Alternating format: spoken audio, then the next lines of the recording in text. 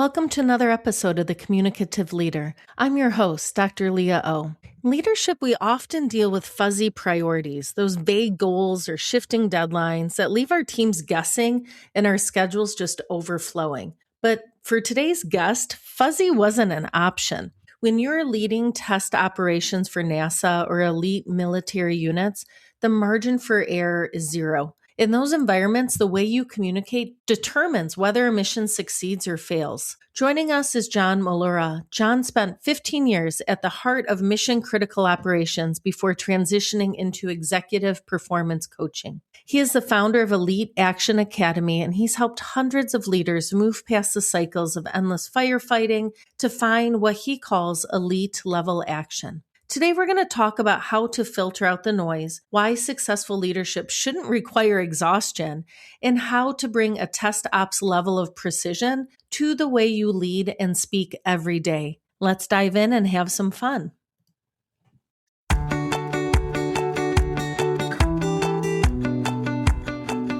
Hello, and welcome to The Communicative Leader, hosted by me, Dr. Leah O'Million-Hodges. My friends call me Dr. O. I'm a professor of communication and a leadership communication expert.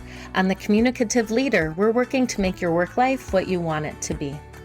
So, John, thank you for joining us today on The Communicative Leader. And I know at NASA, communication, of course, is this high precision necessity. And so I'm wondering, when you started coaching executives, what was one of the most surprising low precision habits that you noticed, and how, these leaders were giving directives to their teams? And I think the biggest area for improvement, assuming that's what you mean by low precision, Yep.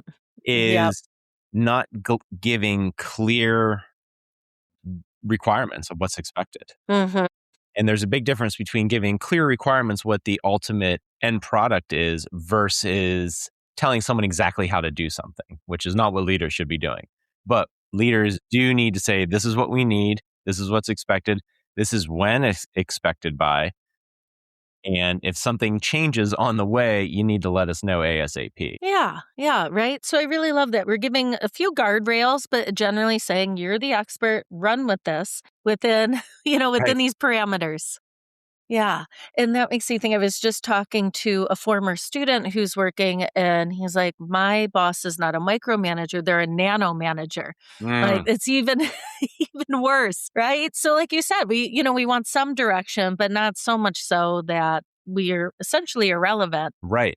Because whenever you take away that agency from someone that you're leading, they're not going to develop, they're not going to grow. So part of the job of being a leader is getting okay with that uncomfortable feeling of letting them do it their way and coaching them along the way to make sure they're ending up at the ultimate goal. Because one of my favorite quotes is, if you want to build a doer, rescue them all the time, bail them out. If you want to build a leader, let them struggle, let them figure it out.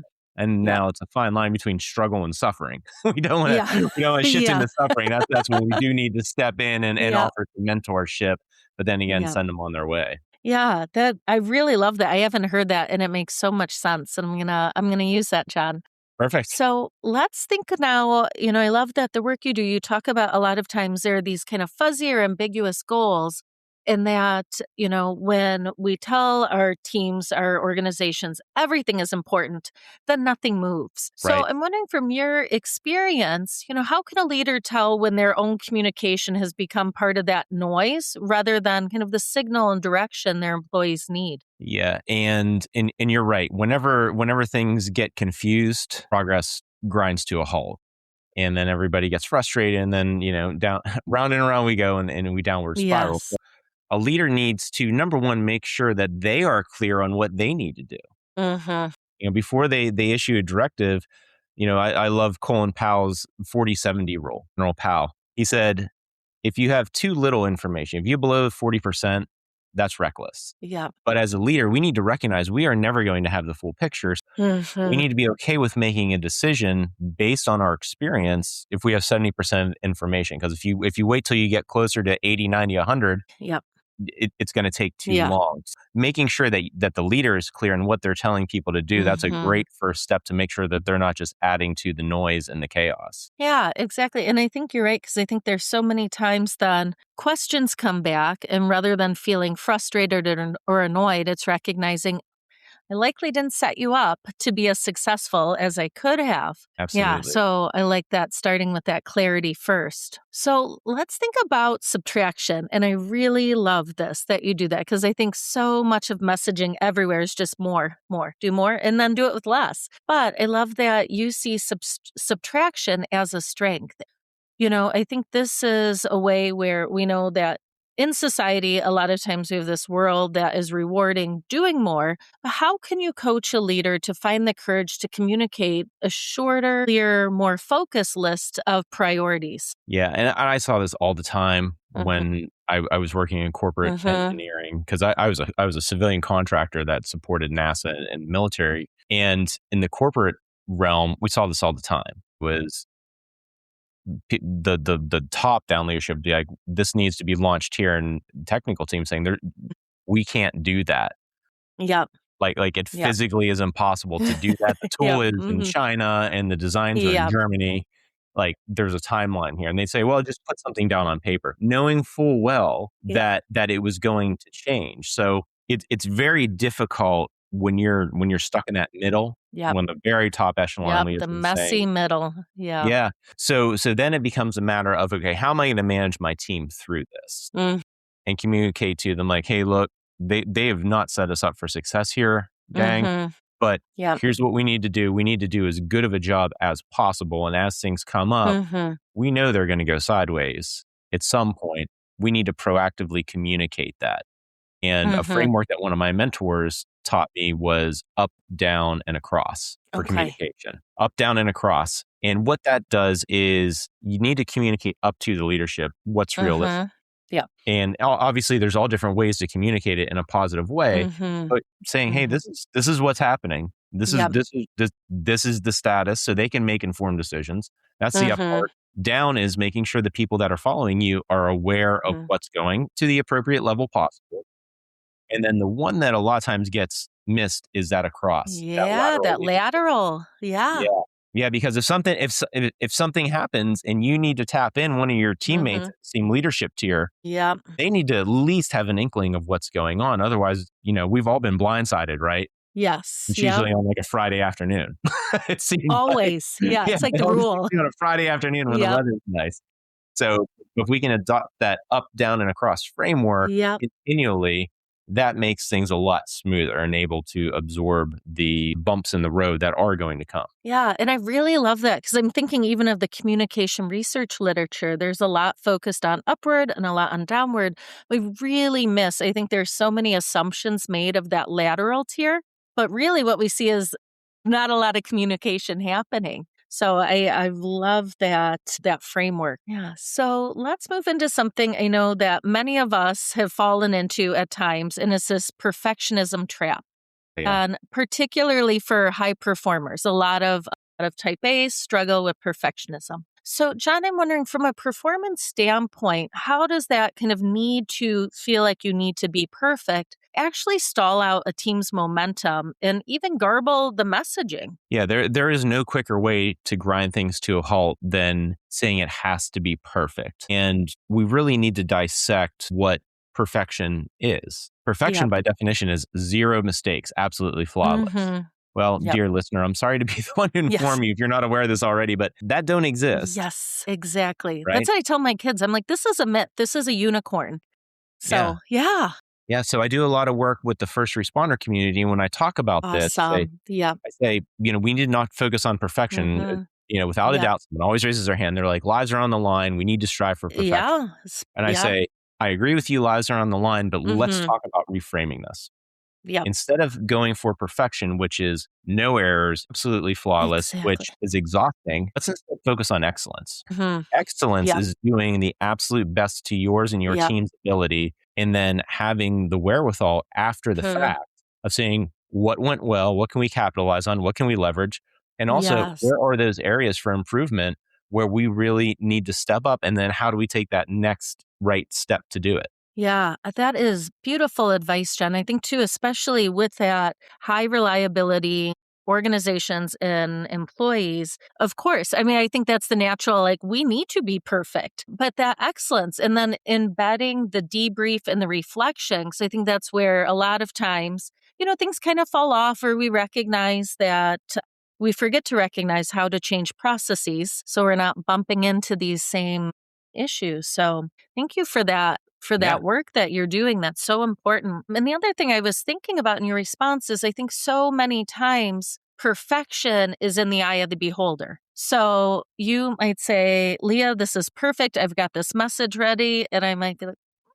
what if we tweak this? Or I'm not sure. I might interpret this way. So I think that's an important thing to keep in mind as well, is that it is a moving target sure. depending on who you're asking. Absolutely. And that's something that when I was in test operations and engineering, Uh-huh. our job was to make sure that it met the spec. Mm-hmm. Make sure that the whatever we were doing could Yeah. stand this pressure at this temperature. And it was a very natural tendency for us to come back with the data and be like, all right, it met the spec.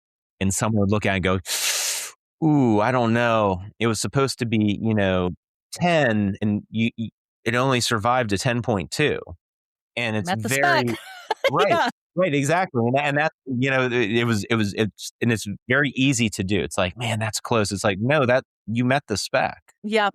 You met the Yep. spec. And another just frame Mhm. of reference is speaking about, like you mentioned, about like what level of precision does it have to be? Like what's good Yes. enough? Yeah. There's Yep. all different levels of that. Like if you're doing brain Mhm. surgery, like that's a Yep. much tighter window for Yeah. error, Yep. right?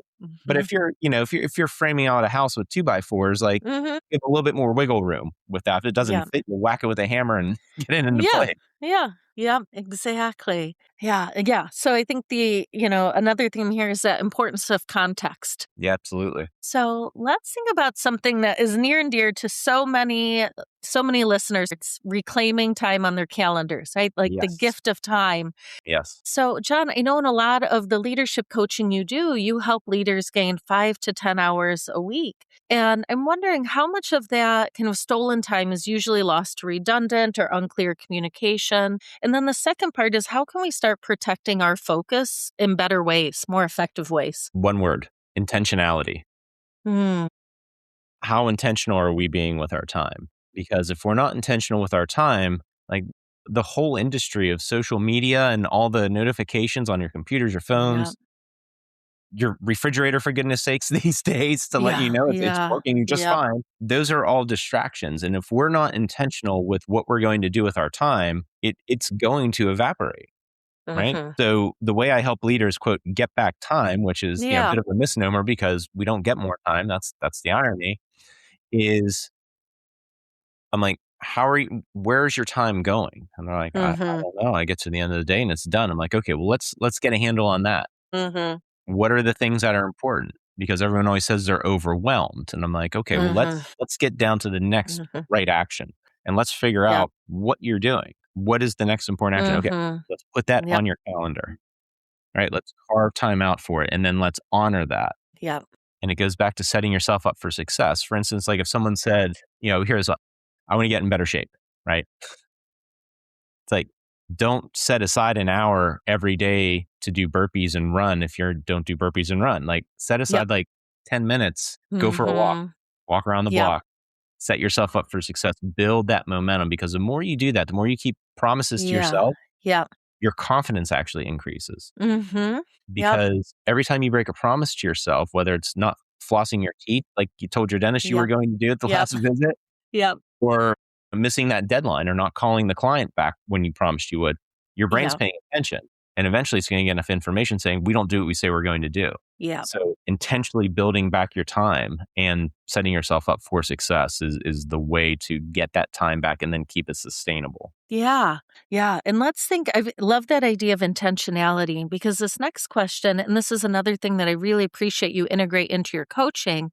are the nonverbals, that body language, because I think it is overlooked far, far too often. And I know that a lot of the work you do, you talk about posture and presence and how that can help to give words some staying power. So in these high stakes, maybe a test operation, for example, how does a leader's physical presence communicate success even before they verbalized it? So a lot of it does have to do with we look put together, so to speak. It's situationally appropriate. Mhm. So like when we were out in a field doing something, like if I would have rolled up in a 3-piece suit and like nice loafers, like I would have been laughed off the test, Mhm. Yep. right? Because there's like mud up to our ankles and it's Yeah. raining. Yep. So, you show up and look professional. Mhm. That doesn't mean you need to look like a Hollywood movie star, but it needs to look like you put some thought into this. And I have, what's that word again? Intentionality. I Yes. showed up. I knew what the weather was going to be. I took the, if it's cold, I'm not showing up in a t-shirt. Mhm. So just showing up Yep. like that, and then just having the posture, and if I was just standing there like this with my arms crossed the whole Mhm. time, my chin tucked in, just kind of scowling at everybody, Yeah. like that Yep. doesn't send a very open thing. Like, hey, that's the guy I need to Mhm. have a question, right? So a lot of that has to do with body language, Yeah. and it's also, I would always tell my teams, if we had customers on site with leadership coming in that wasn't used to being there, make sure to tell them what the rules are, especially in hazardous situations. So we would always try, like I would always be very cognizant if we were around talking, Mhm. I would try not to have like a closed conversation. If there was like 3 of us, I would Mhm. try to purposely step back so there would be an open spot so someone could come in. So just Yeah. little subtle Yep. things like that can make a profound impact. Yeah, profound. I think that's the perfect word there because you're right. If you're thinking about that conversation, when it looks like it's just dyadic, and especially if you're a client and you're like, I'm not sure what to do here, we don't want to inadvertently make them feel uncomfortable or unwelcome, right? Because they talk with their dollars and their business. Yeah, and I think too, one that comes up a lot today is the phone, right? Having the phone, just we could add another person, another entity to the conversation that I think so many people overlook what that is communicating to others. Absolutely. My wife's a high school Hmm. educator. Mm-hmm. She's been doing that, God bless her, for over 20 Yeah. years. Yep. So she has seen the pre-cell phone era till now, Yeah. Yep. and they're getting a handle on it in the Mm-hmm. district she works in. But for so Mm-hmm. long, like kids would come in and they'd have like headphones like you're wearing on. Yeah. Yep. Be like, can you please take your Exactly. headphones off? I can Yeah. hear you. Yeah. No, no, no, no. Yep. That's Yep. rude. I can Mhm. hear you though. Yep. Please take, and it's absolutely distractions. Yeah. Yeah. It's this interesting thing too, because I find with many of my undergrads, before they have started working, before an internship, they think that having the phone out somewhere makes them look important. I was like, well, let me tell you my perception, right? And all of our perceptions are different, but let me share with you. So that's been a really interesting thing that I found is that they think it communicates importance and value, where from my perspective, it's actually subtracting that from them, their credibility, their personable, and like how likely they are to have others engage with them. Yeah, a lot of the business owners I work with, Mm-hmm. when we're doing an initial onboarding with, I always say, like, look, how you answer this next question is pretty much going to guarantee how busy you're going to be. Like when you Yeah. have time between clients, you have a no show, whatever it is, how are you spending your time? Mm-hmm. Are you finding the next thing online to get enraged about? Are you looking up cat memes? Yep. Or are you Yep. doing stuff to move the needle forward on your business during your work Mm-hmm. hours? And that's a Exactly. huge, it goes back to time. It's like when you have those time blocks, have a Mm-hmm. list of things that you can just automatically jump into. It's like, I got 10 minutes. You know what? I'm going to knock Yep. these calls out. I've been meaning to reply to Darren. Yep. I'll do that now. Yeah, exactly. Yeah, I love that. The intention. We recognize how that kind of trickles through all of these different aspects of work and communication. And actually still thinking about intention. So my next question is kind of that feeling like everything is on fire. So if we have this leader who's listening and they feel like they're constantly in this endless firefighting mode, what is a specific question they can ask their team today to start kind of shifting back to being more proactive rather than always feeling like they're reacting? Right. So a lot of that comes into preparation. Like like I said, I do a lot of work with first responders. So like firefighters by definition are literally fighting fires. Yep. So what they recognize is they're not going to rise to the occasion when it happens. What's going to happen is when the pressure's on, they're going to fall to their level of training. So that's why they train so hard. So when it happens, it's automatic. So as the leader, we need to recognize where are these areas that we're continually, quote, fighting fires, or what's always going sideways on us, and how can we do some preemptive work when we do have a moment to catch our breath. So that's great when you have the time. Yep. I'd love to give that leader out there that feels like everything's always on fire a very simple framework to remember. And that framework is HIT, HIT. Okay. So the first thing they need to do when they're like, oh my gosh, everything is on fire and everything is not fine, they need to remember HIT. The H stands for halt. Okay. I know it seems weird, but when you feel like you got a lot to do, but sometimes you have to halt. You need to just stop. Literally take a breath, calm your nervous system down, some deep breathing, and then be like, all right, what is important? That's the I in HIT. What is immediately important? Because when everything feels important, like you said at the beginning of our conversation, nothing's going to get done. So, and they might not know. They might need to ask some questions. They might need to pull in the stakeholders either above or, their subordinates that are in the weeds or other leaders of the same tier and be like, what is important right now? I have about 50 competing things. I think this is the linchpin. Do we all agree on that? Yep. Or maybe the leader is in the position where they can make that decision, be like, this is the linchpin, this is the next right action, and this is going to click, move these other things. Yeah. So you got to halt, you got to see what's immediately important, and then the T is take decisive action. Because all this stuff does nothing good unless you take action. Yeah. And if you're scared and wondering like, I don't know if this is the right decision, then that's okay. Yeah, that's so important. So I imagine you hear from a lot of folks you work with. And when I used to work in corporate, I would laugh because I'm like, we have 73 priorities this week. Cool. Right. Like it's just like goes against the word priority. But I love that. I love those frameworks because you're right. When you're feeling like that, if you train yourself to touch base with HIT, then you will continually strengthen that muscle and much better at navigating those moments. Absolutely. And like anything, it's a muscle that gets exercised. Yeah, exactly. And so actually thinking about navigating, that you do work with the Navigators Masterclass. And for our listeners who feel like they've lost their true north because they're so overwhelmed, how can they use their voice to reorient to their team quickly? Yeah, I love that you brought up the navigators, and that is the free masterclass that's available for everybody. Mollura.com/free stuff. And it's about 30 minutes. And what it does is it helps you ask the questions to get out of those mindsets of maybe you're drifting, where you're on autopilot, but you kind of, what's going on around, you're curious about what's going on, but you're on autopilot. Teaches the question to stop drifting. Or maybe if you're being judgmental and on autopilot, that's what I call the blamer. Yeah. That's the person who life is happening to me. Woe is me. I can't control anything. And then there's also a question to help people get out of the third navigator, which is the critic. That's that judgmental and aware part of us. And the goal is to get us to be curious and aware, which I call the seeker. So there's 3 questions in the masterclass. There's a quick PDF download. So they can reference it. The 3 questions asked to get them out of the blamer mentality, drifter mentality, and also the critic mentality to get into that seeker, curious, and aware mindset. Yeah, and I love that. And a lot of times, like you said, sometimes we might recognize, I've been going this way for a while, but that's a nice way to check in, whether it's quarterly or maybe once a year, twice a year, just to, am I still on this path? Am I headed in the direction I'm intending to go? Absolutely. Yeah, having that North Star, because you don't need to know all the steps, but you need to know that North Star so you can take that next right step. Yeah, exactly.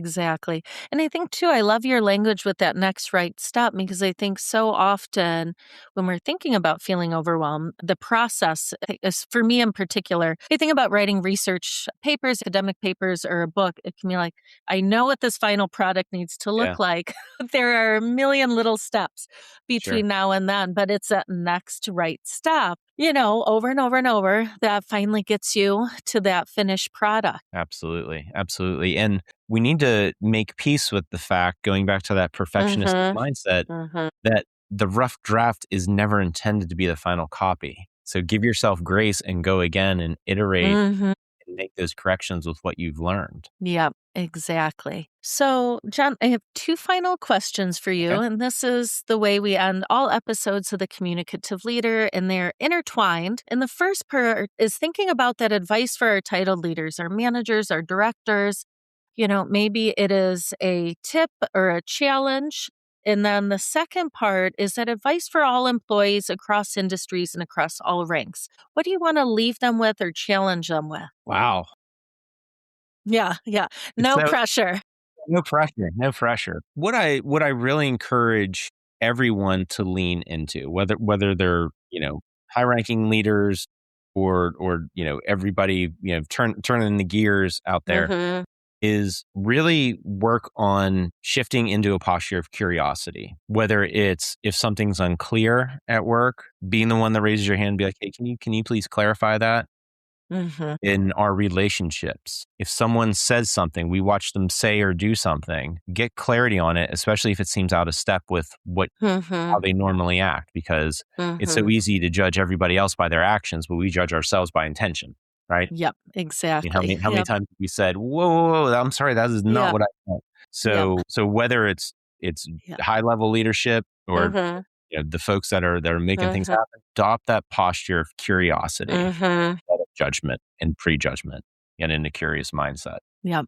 Yeah, that's so helpful. And I think too, when you were talking, I was thinking that removes us from that critical standpoint, from the blaming standpoint. And I think too, even with ourselves, right? Because I think especially those who are type A and display perfectionistic tendencies can very quickly become their own worst critic. For sure. Right? And so I think that curiosity in all capacities is going to serve people well. Yes, ma'am. Yeah.